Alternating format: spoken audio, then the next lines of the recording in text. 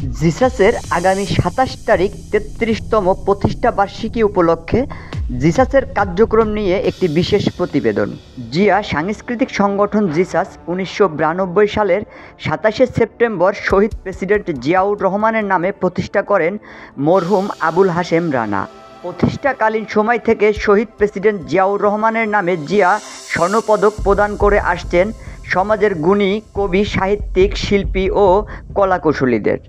জিসাসের জিয়া স্বর্ণপদক গ্রহণ করেছেন এ যাবৎকালে সঙ্গীত শিল্পী রুনা লায়লা, কণ্ঠশিল্পী শাহনাজ রহমাতুল্লাহ, কণ্ঠশিল্পী ফেরদৌস আরা, কণ্ঠশিল্পী শাম্মী আক্তার, কণ্ঠশিল্পী বেবি নাজনীন, কণ্ঠশিল্পী কনক চাপা, কণ্ঠশিল্পী কাজী কাকলি, কণ্ঠশিল্পী আখি আলমগীর, কণ্ঠশিল্পী খোরশেদ আলম, কণ্ঠশিল্পী বশির আহমেদ, কণ্ঠশিল্পী ফেরদৌস ওয়াহিদ, কণ্ঠশিল্পী মনির খান, কণ্ঠশিল্পী এস.ডি. রুবেল, কণ্ঠশিল্পী রফিকুল আলম। অভিনয়ে জিয়া স্বর্ণপদক গ্রহণ করেছেন বিখ্যাত অভিনেতা আনোয়ার হোসেন, কবির মিত্র, অভিনেত্রী আনোয়ারা, চিত্রনায়িকা ববিতা, চিত্রনায়িকা চম্পা, চিত্রনায়িকা পপি, চিত্রনায়িকা শাবনূর, চিত্রনায়িকা শিমলা, চিত্রনায়িকা পূর্ণিমা, চিত্রনায়ক সালমান শাহ, চিত্রনায়ক অমিত হাসান, চিত্রনায়ক অমর সানি, চিত্রনায়ক আমিন খান, কৌতুক অভিনেতা মরহুম দিলদার, কৌতুক অভিনেতা হারুন কিসিঞ্জার, কৌতুক অভিনেতা মরহুম ব্ল্যাক আনোয়ার সহ সমাজের বিভিন্ন পর্যায়ের গুণী ব্যক্তিত্ব। সমাজের গুণী ব্যক্তিত্বদেরকে জীবনদশায় সম্মানিত করার জন্যই ১৯৯২ সাল থেকে গুণীজনদের মাঝে এই স্বর্ণপদক প্রদান করা হয়ে আসছে ধারাবাহিকভাবে। এ স্বর্ণপদকগুলো গুণী ব্যক্তিত্বদের মাঝে প্রদান করছেন বিএনপির চেয়ারপারসন দেশনেত্রী বেগম খালেদা জিয়া, রাষ্ট্রপতি শাহাবুদ্দিন আহমেদ, ইয়াজউদ্দিন আহমেদ, মরহুম বদরুজ্জা চৌধুরী, স্পিকার জমির উদ্দিন সরকার, বিএনপির মহাসচিব মরহুম আব্দুস সালাম তালুকদার, মরহুম আব্দুল মান্নান ভূঁইয়া, মরহুম খন্দকার দেলোয়ার, মির্জা ফখরুল ইসলাম আলমগীর, মরহুম ব্যারিস্টার মওদুদ আহমেদ, ইয়াজউদ্দিন আহমেদ, মরহুম brigadier Hannan Shah, doctor Khandaker Mosharraf Hossain, doctor Abdul Moyeen Khan সহ বিএনপির হাই কমান্ডের নেতৃবৃন্দ।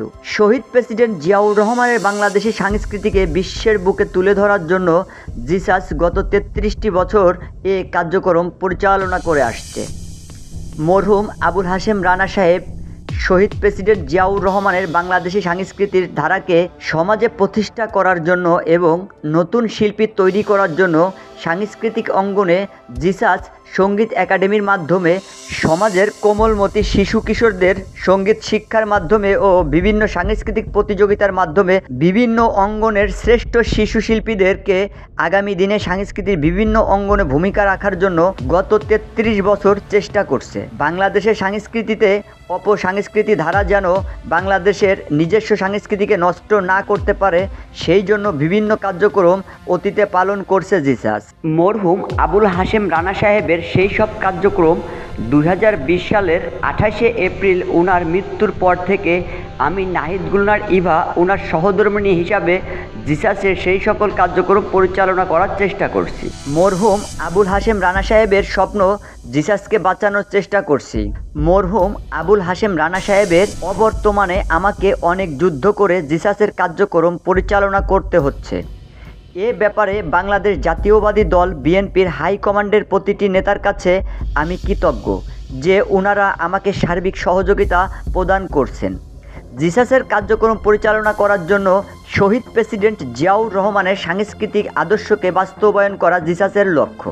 বাংলাদেশের শিল্পী সমাজের কল্যাণে কাজ করে যাওয়াই জিসাসের উদ্দেশ্য ছিল। তার ওই ধারাবাহিকতায় আগামী ২৮শে সেপ্টেম্বর ২০২৫ জিয়া সম্মাননা পদক গুণীজনদের মাঝে প্রদান করবে জিসাস কেন্দ্রীয় কমিটি। পরিবেশে মরহুম আবুল হাশেম রানা সাহেবের জন্য দোয়া করছি, আল্লাহ যেন ওনাকে জান্নাতের উচ্চ মাকাম দান করেন এবং ওনার রেখে যাওয়া জিসাস ও ওনার সন্তানদেরকে যেন আমি বাঁচিয়ে রাখতে পারি, সেই দোয়া চাচ্ছি আপনাদের সকলের কাছে। ধন্যবাদ আনতে মিসেস আবুল হাশেম রানা, সভাপতি জিসাস কেন্দ্রীয় কমিটি। শফিক সাগর, আজকের দুর্নীতি।